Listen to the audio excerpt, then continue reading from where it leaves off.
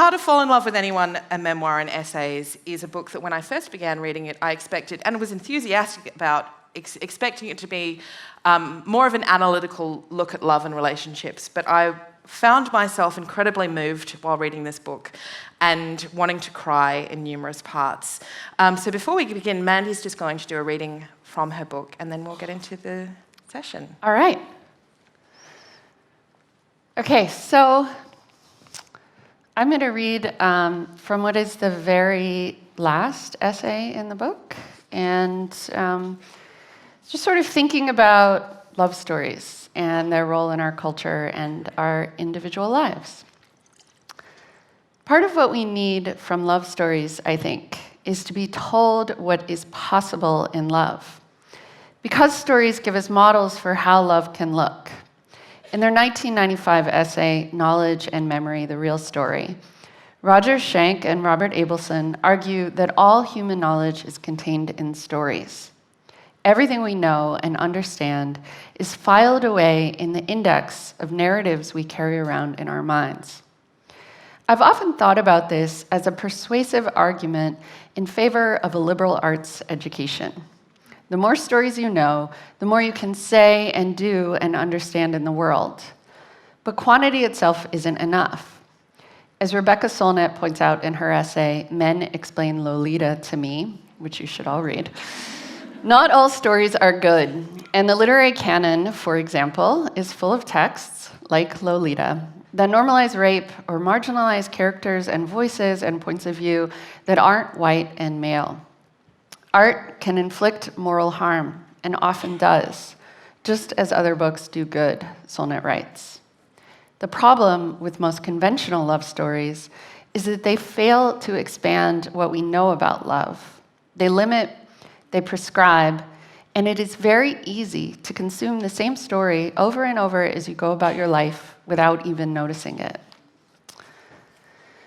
The more stories you consume, I reason, the more scripts you had filed away, then the better your chances of making love fit your needs, rather than making your experiences of love fit into the conventional model, which is something I hadn't had that much success with. I spent years manufacturing romantic scenarios, believing that love would inevitably follow. There was the night in high school when my friend Jared and I pulled into the empty school parking lot, turned up the Madonna song on the radio, and danced under the sodium street lights. I'd been so in love with him, something I never bothered to tell him because I was sure he already knew. Everyone knew. And as we danced, I thought, this is it, the beginning of our love story. Because I'd seen the movies made for teenagers like me. I knew about that moment when two friends suddenly realized that they were in love. But our friendship never became a love story. As we swayed on the pavement, my head on his shoulder, we were only mimicking romance, trying on conventions to see how they felt.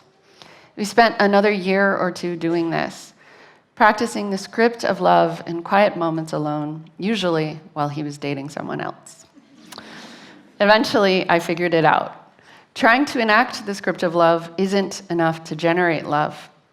And to force love into the narrow parameters conventional love stories have long prescribed doesn't serve us. But I am more sympathetic toward my younger self than I used to be. Stories matter. They shape our relationship to the world, and sometimes love and the vulnerability it demands is just a little bit easier when you feel there are larger narrative forces at work. And then I'm just skipping ahead. I spent 2 whole days in my quest to find more interesting love stories reading Maggie Nelson's book, The Argonauts. I wanted to immerse myself in a queer love story. The book isn't long, but it's dense. I told my partner Mark about one of the first scenes in which Nelson sends her partner, the gender-fluid artist Harry Dodge, a passage from Roland Barthes in which Barthes compares a lover saying, "I love you," to the Argonauts repairing their ship. Though the Argo's parts are slowly replaced throughout the voyage, it is still the Argo. Likewise, each "I love you" has the same form, though its meaning is renewed with each use. Barthes says, the very task of love and of language is to give to one and the same phrase inflections which will be forever new. Mark and I looked up the passage in Roland Barthes by Roland Barthes. A frequent image, that of the ship Argo, luminous and white, each piece of which the Argonauts gradually replaced, so that they ended with an entirely new ship without having to alter either its name or its form. As we sat on the floor with the dog, we tried to catalog the ways we use I love you with others and ourselves. Sometimes you say I love you when I am annoyed, I tell him. And sometimes we say it as a kind of ritual. When we go to sleep at night, he asks, do you want to talk about anything else? Before putting in his earplugs. And then when we settle under the covers, he says, I love you. And I say, I love you too. And he says, no, for real. And I say, yes, for real. I tell him that sometimes I say I love you because it is an exclamation that I need to get out of my body. Mark says that when I'm frustrated, his I love you means it's okay for me to be frustrated. A reminder that my feelings are situational and temporary. And because I love you even when you are annoyed, and I want you to know, he adds, I look away, embarrassed by how this pleases me. All the I love yous come from the same place, he says. But they are different, and we should acknowledge that difference, I say. I guess Barthes would have it that every I love you both is and is not the same vessel. Mark and I agree that the vessel the Argo and the vessel I love you have some things in common. Not just nomination and substitution, as Barthes points out, but also direction, utility, the capacity to carry us somewhere or nowhere. Each is a human construction made meaningful by the human intention it bears. I say that sometimes I text my mom, I love you, because I miss her and because I know it pleases her to hear it. And I tell the dog I love him because his gait on the sidewalk or the way he rips out the fresh grass with an enthusiastic, focused gnashing of his teeth pulls the phrase out of my mouth before I even realize I am speaking. My ex's I love yous always landed softly despite their weight because he was someone who bothered to say exactly what he meant. No I love you between us was ever offered out of a sense of obligation. I was grateful for this, though maturity has taught me that even obligation can be a form of love. As we review love's connotations, its inflections, I am mesmerized by its sheer capaciousness. Romantic love is capacious, and I mean that not in the mystical sense. It cannot contain anything or everything, and it is never without conditions.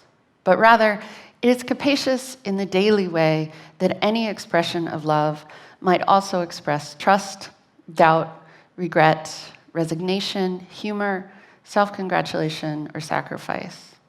Love can contain all of this, but love stories rarely do.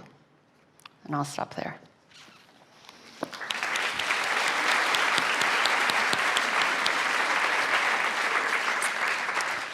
Thank you for that reading. Yeah, let's chat. Let's chat. I mean, there's so many things that this book raised for me, and one of them was the sort of like depressing irony of the fact that even though romantic love shows us that it can fail, well, there's an interesting concept in that as well, the concept of failure in romantic love, but that it can end over and over, and we seek certain things from it that are not necessarily organic, but things that we've been told that we ought to have in our lives, and romantic love being one of the leading ones of that. But there's so many different forms of love that are just as fulfilling, if not more so, but lack that kind of cultural significance of the romantic love. In your work exploring love stories, what conclusions have you drawn about that? You know, I think I went into the process of writing this book, which was like a years-long process. Like I just spent years thinking about it, and I think that was for a variety of reasons. Number one, it's like an incredibly big subject, and I just kept coming across new research. Number two, I was like living out the research in my own love life as it was happening. I think I started writing this book with the idea that love stories weren't serving me very well. I was partly inspired to write it by my parents' divorce when I was 26. And I just didn't know. I had no idea that there was anything about their marriage that was less than ideal. And so when they sat my sister and I down and said, we are getting a divorce, we just don't love each other the way we used to, I was really shocked. And I spent a lot of time trying to understand why. I had this notion that divorce affects young children, but I'm an adult. I live 3,000 miles away from them. I should be fine. But I felt this enormous grief. And really more than probably I've grieved anything in my adult life was the grief I felt at the end of their marriage, which really to me felt like I was losing my family. And luckily, I learned that wasn't the case. That wasn't what was happening. But I realized how much of my ideas about romantic love were tied up in their love story. And divorce very much felt like the wrong ending to that story. And I started thinking about love stories in general. And it just occurred to me one day, what if most of what I think I know about love is actually wrong? Yeah, it's just no good. And so I think because I teach first-year university students how to write research papers, and I'm always saying to them, you can write a research paper about anything. Academics investigate anything. No subject is too trivial or too small. I was I should get some data on love. I should see what's out there. And I just wanted something that was kind of the opposite of these narratives from popular culture. And, I think I set out to figure out, okay, if my parents, who are really good people, who are kind to one another, who have always made sacrifices for each other, and have done everything exactly the way that the culture has told them they're supposed to, if they can't stay married, then who can? And so I think I wanted to understand how to make love last. And I came away from the book, and once I finally finished writing it, I don't know, 8 years later, realizing that was actually not a very interesting question. The more interesting question is what are the various roles that love can have in our lives? What can love look like? What's possible in love? And what I sort of began to understand, and I'm still sort of thinking this through in lots of ways, is that romantic love is not this exclusive thing that's up on this pedestal and separate from every other kind of love. In fact, most of the research that you find about romantic love is applicable to many other relationships. And if you try to define what romantic love is, and you could do this through various disciplines, biologists will define it specifically by neurochemically what's happening in your brain, or psychologists will define it differently, but you can look at all these different disciplines. Some psychologists, for example, would say, well, love is just a social construction, right? It's something that's created by the culture. But really, what you find is it's almost impossible to define, is distinct from other forms of love. You could say, okay, well, romantic love, you feel intimate with someone, you really want to be with them, also you want to have sex with them, but actually there are models of, there are people who are asexual who still experience romantic love. And there's also the reverse, right? There are people who are aromantic who enjoy sexual relationships. And so once you start thinking about well, what is love? The reality is it's really hard to define. And the stories that are interesting to me now are not stories about how two people meet and fall in love and get married, but they're stories about how one kind of love brings something to bear in another kind of love. I don't know if you guys have read Maggie Nelson's The Argonauts. Anyone read that? You won't be asked to deliver a book report on it, but show of hands. Anybody? Oh yeah, some people. It's a terribly poorly read audience, Mandy. They can't possibly be if they're here. It's so good. You should all go buy it. But it's really fantastic. And one of the things that I love about it is that it's about her relationship with her partner, but it's also about their process of like becoming parents and her notion of motherhood, which like she really comes to the conclusion that like you can't separate maternal love from like erotic love and familial love, and like all these things just like overlap each other in really interesting ways. And to me, like thinking about how that works, like that is really way more interesting than saying like, okay, I've got to get married. It needs to last until we both die. Like, what's the secret? So. There's about 10 different threads I can take from that, but I've opened up, I wanted to just read a very short snippet, and it follows on actually from what you touched on about that need that we have, or that we feel that we have, to have a good story about the way that we met.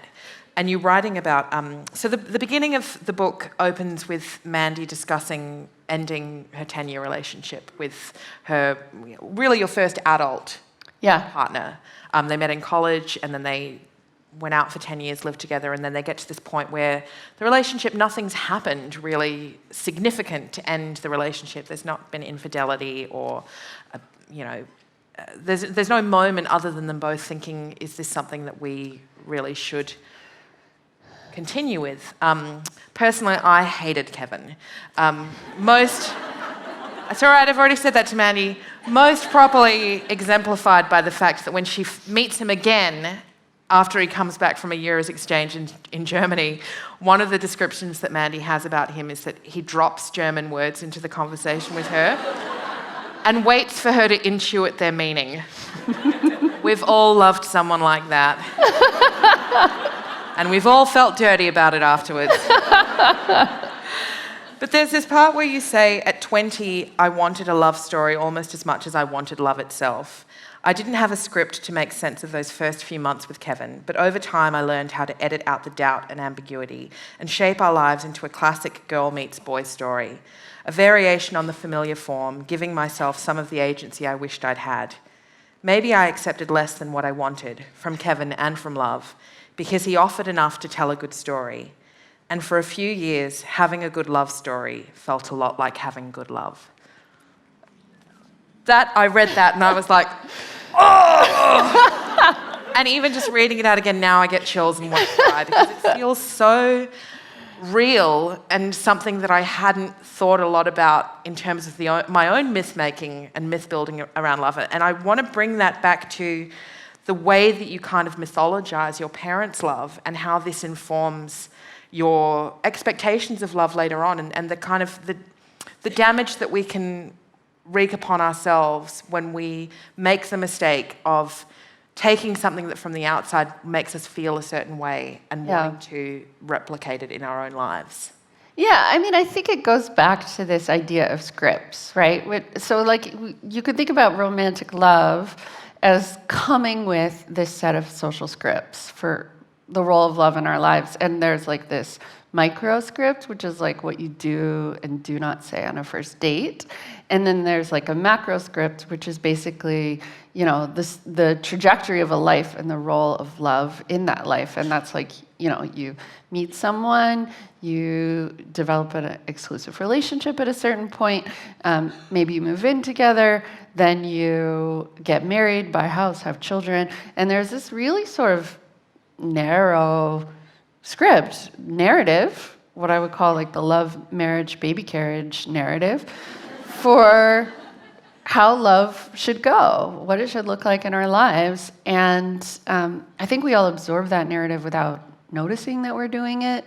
And for me, that was embodied by my parents' love story. And so without realizing it, I was perpetuating all of these ideas through this story. And my parents' love story is like this story that I would tell basically anyone who would listen, because I thought it was like the greatest story ever. And I'll just tell you guys, because you have to listen, which is that they met when my Dad was hired to be the new football coach at my mom's high school, and it was like in the middle of nowhere, rural Virginia. He actually was part of this program that forgave his student loans if he went to like one of the most impoverished parts of the state, which happened to be where my mother grew up, which was like the coal mining region of Virginia. And my mom was a high school cheerleader, and she was the editor of her school newspaper. So she had to go interview this new football coach for the paper. And her best friend, who was also working at the paper, said, I hear he's a real asshole. And I always loved that detail because actually that asshole was like her future husband. But also because my dad is like a really warm, loving guy that everyone just adores. So, there was this sense that that there were these larger forces at work bringing these two people together. My mom set my dad up. So my mom was the seventh of 8 kids, and she and my dad became friends, and she set him up on a date with her sister, who was number 6. And they went out on one date. It was like a disaster. The family myth is that the two of them went to the one restaurant in town. They had their food was brought out to them, and neither one of them had enough money to pay for it. And the way my aunt tells it, my dad just left. He just left her sitting at the table, which I think is incredibly unlikely because, like I said, my dad's a pretty good guy. However, eventually my aunt started dating my dad's best friend, another football coach, and my mom started secretly dating my dad because he was a faculty member and she was a student, and the 4 of them got married in a double wedding. I know, right? See, you guys love it. Like in the basement of the Baptist church. And just like the end of Pride and Prejudice. Basically, yes. And so I just loved this story, and one of the things that I had to do in the process of writing the book that I wanted to do but was slightly terrified of doing was really go back and investigate this story and sort of understand it with more complexity from the point of view of an adult. And that really was deeply uncomfortable, I think, because it was hard talking to my parents about their divorce, which was something that was so painful for everyone, that it was always difficult to talk about, and that I think I never fully understood all the reasons they got divorced, and sort of came to believe that actually maybe they didn't fully understand the reasons either. But I also had to reckon with the fact that my dad, as a member of the faculty, was dating a student. And for years, my mom was like, oh, it was the 70s.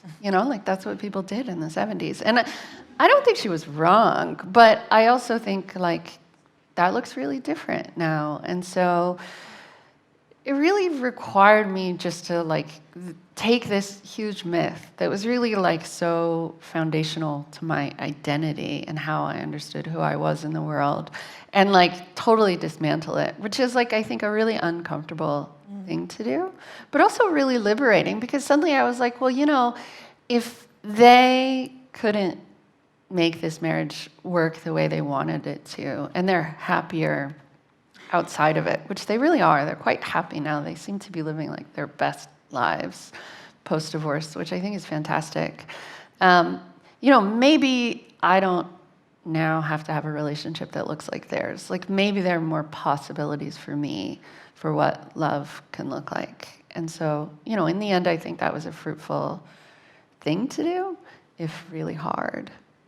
I related really strongly to it because I had that exact same experience of mythologizing my parents' relationship growing up. And for any people in the room whose parents weren't divorced, there's sort of almost this weird smugness about it, Yes. Well, my parents really love each other. And it's, that's a really fucked up way to feel.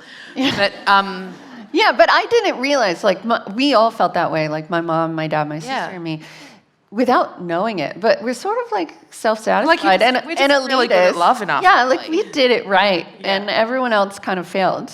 But in a negative way, and there's lots of negatives around that, but when you are subject to mythologizing the most formative kind of relationship that you have to observe day in and day out, when of course you can't know the intricacies of it and you can't know what's wrong. I mean, I had to reckon with it after my mum died and my dad remarried, and I still find now that I have dreams where my mum's suddenly alive again, but he doesn't want to have anything to do with her. Oh, God. Yeah. And I'm only saying that because I think that in combination with the messages that girls in particular get from the outside world about the importance of romantic love in our life, the importance of finding, and in a very heteronormative way as well, the importance of finding a man not to love you, but to choose you. Yeah, being chosen. Being chosen while you write about when you're first forming a relationship with Kevin, and Kevin was this person who you saw as going out and doing interesting things in order to make himself interesting.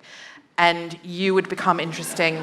You would become interesting by virtue of the fact that he'd chosen you. By being loved by an interesting man. Yeah. And I think that sort of, that pursuit of romantic love is in some ways a human kind of desire, but obviously very different in terms of how it's packaged to girls and boys. And you have a really excellent chapter in here about Cinderella and the Cinderella story and how it's like repeated throughout romantic retellings of stories. And you talk about the movie Pretty Woman, which of course is a classic Cinderella tale. Yeah. And how, the difficulties that you have to wrestle with in that Julia Roberts was 22 years old when she played opposite Richard Gere's 40-year-old saviour. And also the fact that some of you may remember a few years ago there was a Q&A episode where Mia Friedman discussed how no one would want their daughter to grow up to be a sex worker, which of course created, a lot of backlash because, without going too much into it, sex workers work. What's the difference between wanting your daughter to grow up to be financially and economically independent and wanting something else for them? But you reference in here that people don't assume that watching movies will make a girl become a sex worker as in terms of Pretty Woman, but they don't question the fact that watching repeated examples of a woman learning to make herself be chosen and aspire to nothing more than that, the negativities in that. Yeah, it's like we worry so much about how these narratives of it was like my sister. So my sister and I would watch Pretty Woman when we were 6 and 10. And I opened that essay with a description of my sister. We're in the car and she's playing with her Barbies and she's like, Mandy, guess what Barbie's job is? And Barbie's standing here and like Ken walks up to her and Ken gives Barbie money and then Ken leaves and then Skipper walks up and Skipper gives Barbie money and then Skipper leaves. And I'm like, I don't know, what's Barbie's job? And she's like, she's a hooker. And it was so, it's a funny story, but it was interesting to me in that moment, like as I look back on it as an adult, my sister watched Pretty Woman as a 6-year-old and was like, oh, she's a businesswoman. And I was like... Which she was. Yeah, but I was like, oh, she's a princess. I was like, here she is being chosen by this powerful man and getting to wear these beautiful dresses. And, I think Casey's version of that story is really a much healthier notion, right? We worry so much about how these, so my sister, when she would play dress up, she had my aunt, the one I just told you about, was like on the marching band in high school, and she had these black patent leather boots that my sister would wear, and they would come up to here on my sister. They were part of our dress up outfit. So she would put these on, and she would walk around the house, and she would be dressed up as Vivian from Pretty Woman. And, I think we have this idea that oh my God, these little girls watching these movies, they're gonna just totally ruin them. But the reality is actually the movies that we give little girls to watch, which are like Cinderella and Sleeping Beauty, which if you want to talk about the most passive protagonist in all of romantic history, these actually, I think, are the more destructive narratives than a woman who is a sex worker who, in fact, finds a lot of agency and gets herself out of like a really precarious position, admittedly into another slightly precarious position. Well, you had a better alternative ending for it, which was that she thanked him very much for the week, but then went to school. Yeah, that she was like, oh yeah, I'm going to become a social worker and take care of her friends who were also sex workers suffering from like really abusive behavior. Yeah, I mean, it's such a good movie, despite being incredibly problematic. I was like expecting to hate watch it as an adult, but I was like, this movie is like Julia Roberts is so delightful. She's so entertaining.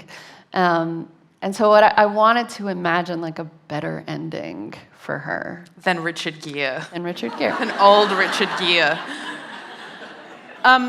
But it leads to the interesting question of, in the book you talk about not just your mother's relationship with your father, but also your grandmother's relationship and her husband, and how, so in brief, Maman. Yeah, Mama. Mama was 15 years old when she married Papa, who was 30 years old. They first met when she was 13, and obviously now, and in a similar way to the high school cheerleader and the football coach, of course we bristle at that and say that is an unacceptable state of affairs. Mm-hmm. And yet the choices, and your grandmother has maintained throughout her whole life that she was deeply in love with your grandfather, and the choices that she made to get herself into that situation liberated her from a much worse situation for her own autonomy. Yeah, like, so she was the daughter of a coal miner, and her mother died of cancer when she was 11. And so she dropped out of school to basically raise her 2-year-old brother and run the house and cook all the food and take care of her father. And then her dad got remarried when she was 13, and the woman he remarried didn't want to resume the duties of running the house, and my grandmother continued to do this as like a 13-year-old, and she was really bitter about it, so she ran away from home, and was basically homeless. Like, she went to another coal mining community down the road and lived with family and had no financial resources at all. So she was like knocking on doors, asking people if she could do their laundry or clean their house as a way to make money. And so when she looks out the window one day and sees this handsome soldier walking down the street, she does what any enterprising 13-year-old girl would do. She decides to go fill up the water bucket. And so she walks out, and she tells this as like this beautiful romantic story, which is her meeting my grandfather. And she describes, this is like my favorite detail of the story. She describes that when he smiled, his teeth would sparkle because he had a gold tooth. And she's like, that tooth shined like new money, which is just like the most delightful detail. And, very like Prince Charming, right? And so, she tells the story as if it's these two people sort of finding each other, and he's so handsome, and he's a soldier, and then he was just on leave, so they spent like an evening talking, and then he went back to the war and came back 2 years later, and they got married. And, she characterizes it as this great romance. And when I talk to my mother and her sisters about it, they tell a very different version of the same story, which is that, my mom will say, well, I think Mom needed help, and my dad felt sorry for her and knew that he could take care of her. And so she characterizes it as very pragmatic, right? Like, here's a man who's 31, he's home from the war, it is time for him to go back into the coal mines and start a family, and there aren't that many people available to do that with in this tiny little community. And so my grandmother is single, she needs a place to live, she needs someone to take care of her, and so really she went from cleaning other people's homes to cleaning her own home and raising her 8 children. And so one of the things that I sort of thought when I started interviewing her was that because she felt so devoted to my grandfather, and he died when I was 4, and I was interviewing her, like 25 years after that, and she would tell it like he's the love of her life.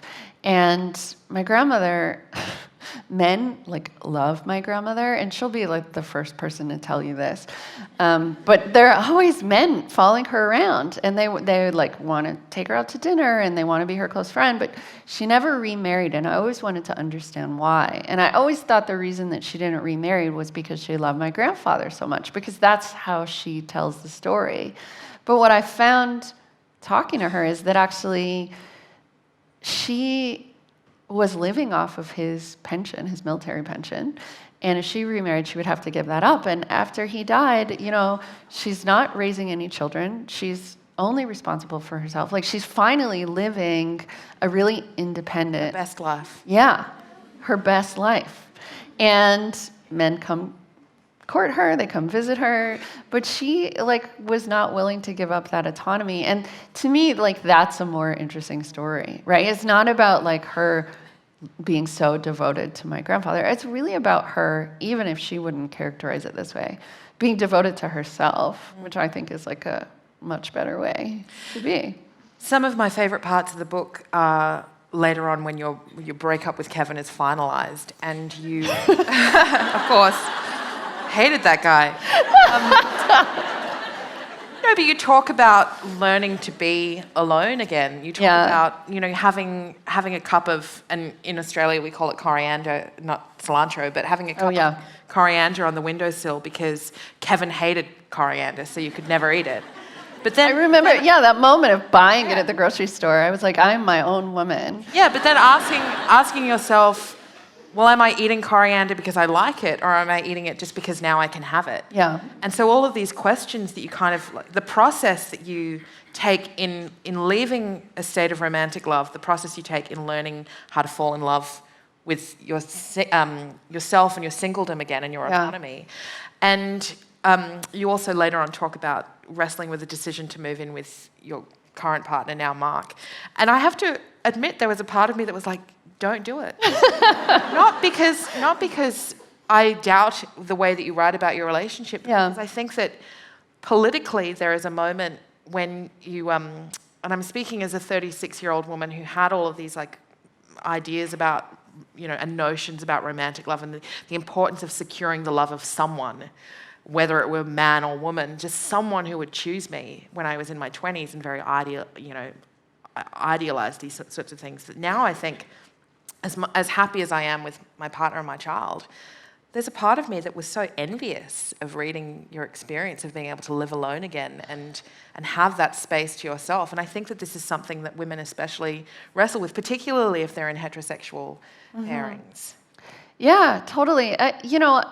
There's this notion that we have in our culture that single people are somehow not achieving their best life, or that they're somehow damaged, inevitably lonely and damaged, and that they're single because there's something deficient about them. And I really internalized this narrative, and I think that's partly why it took me so long to get out of that relationship with Kevin. I just was like, well, who will I be without him to define me? And what I found, that breakup was really hard. It was painful. But it was amazing. Being single was so good. And I was like, I'm in charge of my time. I decide what to eat for dinner. I decide what time to go to bed. I decide what time to get up. And these are such trivial things, but that I had never, because he and I had been together for so long, I had just never made these decisions all by myself, for myself. And it was glorious. And I was really worried about losing that when I moved in with Mark. And so we worked really hard to kind of talk through a lot of this stuff and make sure that we negotiated. We actually wrote a contract. We did. I think everybody I think it sounds like a great idea. The greatest idea. So we sat down and went point for point. Everything from who does what chores around the house to okay, we're going to be monogamous. We prioritize sex as a part of our relationship, to how long guests can stay over and to whether or not we want to have kids. And so just having an occasion to sit down and talk about everything sort of large and small, ideological and very pragmatic, and saying, okay, we're going to do this for, the first contract was for 6 months, and the second one was for a year. And that, like, we do not assume that what our relationship looks like today is what it should look like next year or in 5 years or 10 years. And we want to make space for us to change. And so, I had things in there like, we will not assume that we will spend the weekend together. Just like stuff, because that sort of thing had been so restrictive for me in my last relationship. And I was so afraid to just like speak up and say, here's what I want in this relationship. And so it's nice now that we have an occasion to really do that regularly, so that I feel like I can say my desires, like I can name them, which was like terrifying the first time I had to do that, and that they're going to be heard, and also vice versa, right? And so that to me is like a really nice way to live, I think. Yeah, I think that kind of like teaching yourself out of that conditioning, particularly growing up as a girl underneath the banner of all of these romantic sort of fairy tales where you are the passive character who just sits there waiting to win the man at the end, or waiting for the man to win you. That learning of how to actually speak up and ask for what you want is incredibly important, because you say it early on in the book that you were desperate as an adolescent to be noticed by boys, and you went about that by trying to make yourself as unnoticeable as possible. That kind of like impulse that we have to like not have opinions. I should say not the impulse that we have to not have opinions, but the cultural learnings that are there that say, boys won't like you if you're too smart. Which is something I was told by my best friend's mother. Yeah, which I was like a 12-year-old. She said, Mandy, you don't have a boyfriend because you're so smart. So it's like such a messed up thing to say to a 12-year-old. Anyway. So learning to kind of speak up and ask for what you want is a process in itself. But I'm also interested in the challenges that, we've talked largely about heterosexual pairings up to now, but you also write about a couple that you met, that you're friends with, Steve and Joey, who Joey's from Indonesia, and they met 10 years prior, and just before, the challenges that gay couples especially face in asserting and having love recognized, that this terrible story where Joey's months out from getting his American citizenship confirmed, and his company makes him redundant, and they beg the company CEO to just extend his contract for a few months, and he's made millions for this company, because if he can still remain working there with the company that sponsored him for the next few months, then he'll finally have his citizenship, and the company refuses. Yeah, and so he has to move back to Indonesia, where he is closeted and away from his partner, because gay marriage is not yet legal in America at this point. And what they ended up doing was moving to Canada, to Vancouver, as basically like refugees.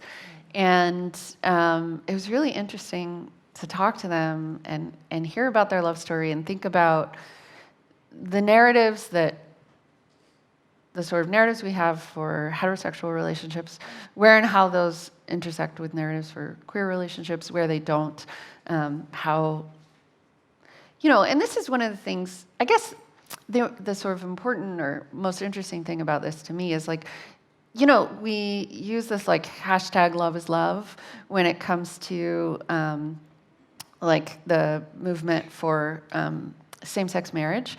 And I don't think there's necessarily anything wrong with the hashtag. Like, I think the sentiment behind it is really good. I've used it myself lots of times. But the reality is that actually queer relationships are different. And the difference is not in the quality of the love. The difference is in the social context, right? So that we have different people in queer relationships have different social expectations, different pressures. It just means different things within different communities to experience love.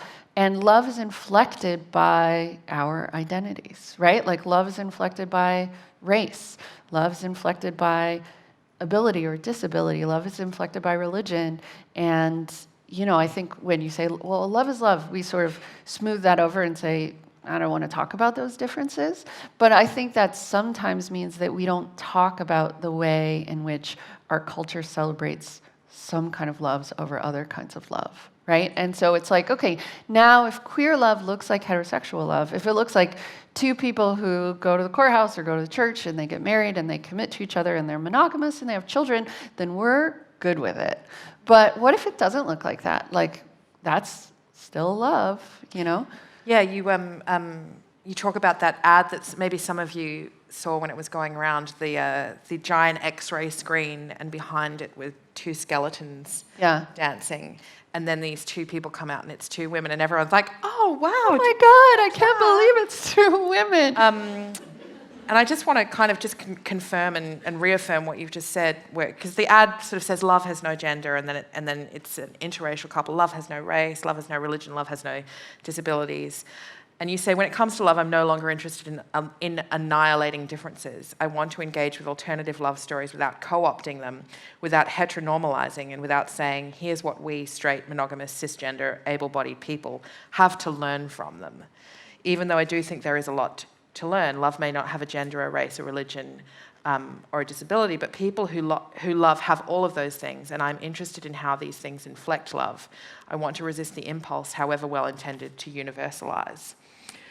And I think that is, relevant in that we've just had this amazing moment in Australia where, the Parliament, after so much sort of faffing around, finally just did what is right and extended the same rights for marriage to all people.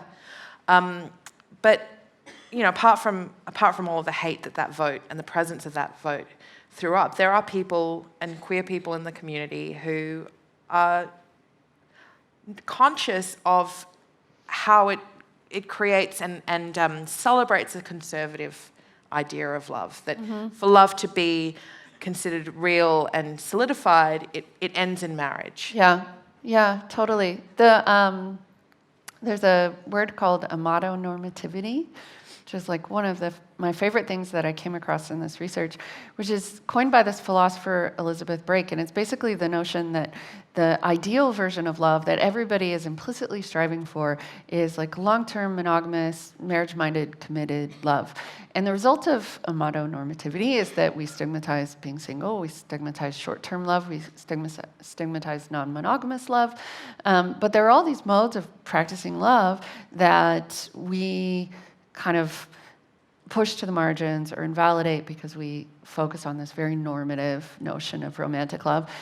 And one of the problematic side effects of the campaign for same-sex marriage is that it now sort of pushes queer love into this same really normative trajectory. And I have complicated feelings about that. I think anybody who wants to get married should be able to, and yet anybody who doesn't want to get married should be able to do that too, right? Yeah, I mean, I feel the same, as a queer person who's also not really super into marriage.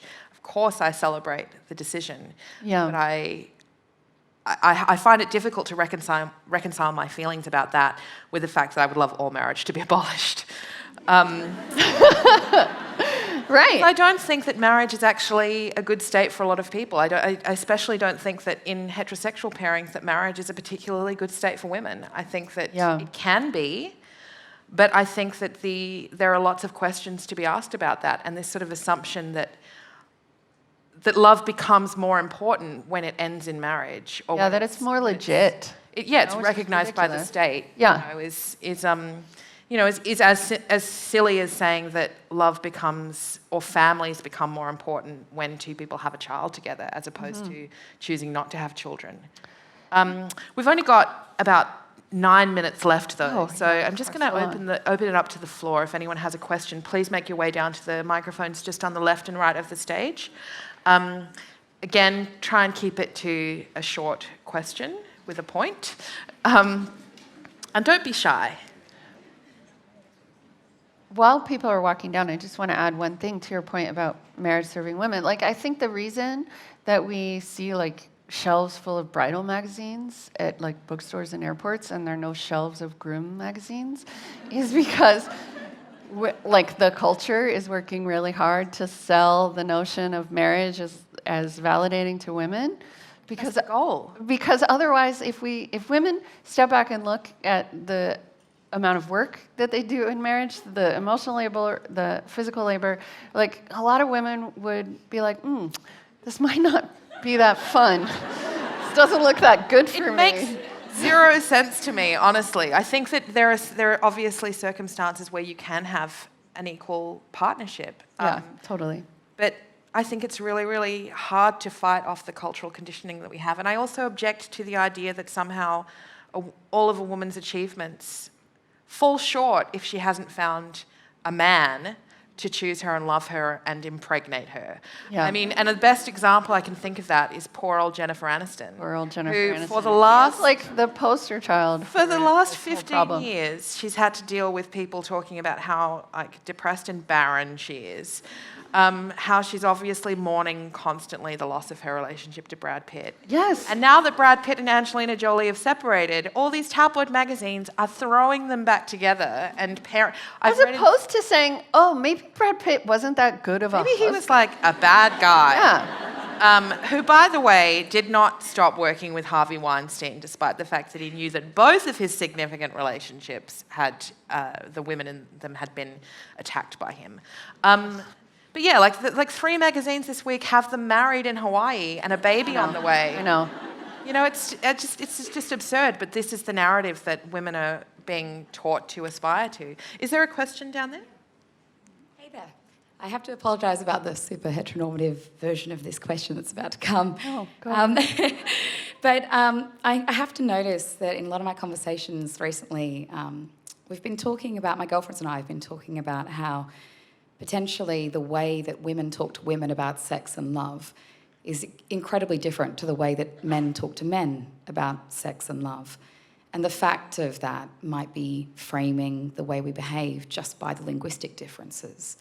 And I was wondering if you might speak to that. And from what I understand from my friends in the queer community, it can be a really different conversation just because frequently the things that, for example, my lesbian friends ask their partners for are more relatable and understandable from their own gender. And I'm curious just to see if you've thought about that.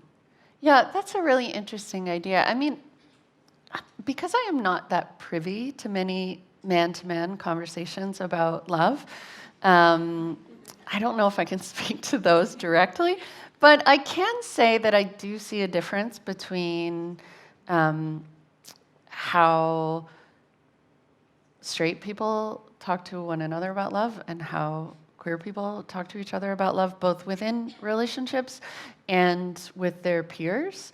You know, I did this interview a couple of weeks ago with this woman, Ariel Stallings, who runs the Offbeat Bride website. I don't know if you guys are familiar with that. It's great. She features basically weddings that somehow sort of fall on the margins of like the conventional notions we have of a marriage or of a wedding. And she talked about this sociologist that she had interviewed who said, okay, let's think about like what would a truly egalitarian heterosexual relationship look like.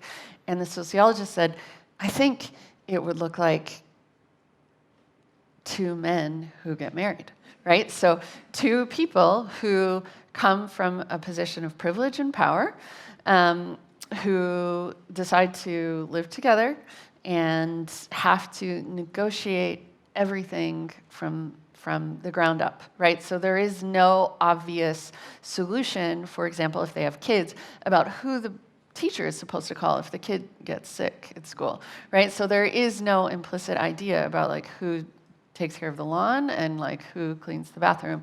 And the result is that a lot of the things, these roles that we sort of implicitly fill on our own, they actually have to think about and negotiate and decide who wants to do what, which I think is a really maybe better way of practicing love. But it's like you said, I think the language is really powerful and it's really difficult to think around it. Like one of the things that I really critique in the book is this notion of deservingness. Like we're always talking about what someone deserves, and I find that straight women talk about this a lot, which is like, oh, you deserve better than that. And it's not that that isn't true. It's just that actually probably everyone deserves love, even like not very good people. You know, like we all really benefit from being loved generously. And everybody's worthy of love. But so often our discourse about love is, you know, you deserve this and you deserve that. And we don't often, you know, stop and think like, well, what does it suggest when I say that you deserve to be happy or you deserve to find the right person or a good man? It also sort of implicitly suggests that like some people deserve love more than others, which is like a really uncomfortable idea. And yet, as much as I critique this, I find myself using that same language. Like I find it's really hard to separate ourselves from these ideas of love. You know, it's like I like to imagine that love is something that is, while it is very much a biological experience, is also something I'm choosing to do, right? Like I like this notion of thinking of love as a verb. It's something that I get to offer myself with generosity to another person. That's love. And yet, I still talk about falling in love, right? Like I still use that language, even though I recognize that that language implies this real passivity and lack of agency in love. So I think it's good to be really conscious of the ways that we talk about love, and yet I acknowledge that like it takes like constant practice, even when sort of intellectually you can critique this language.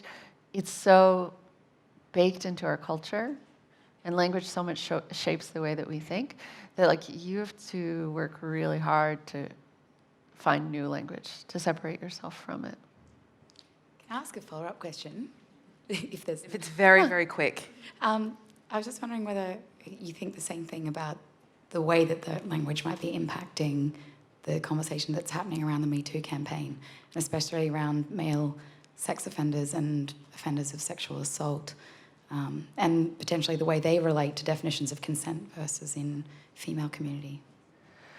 I mean, I do think when we talk about love as this like powerful force that we have no control over, that is like it's not a coincidence that we also that like brings something to bear on our notions of like consent and agency when it comes to sex, right? So like if we don't have control over our romantic feelings, we also don't have control over our sexual desires.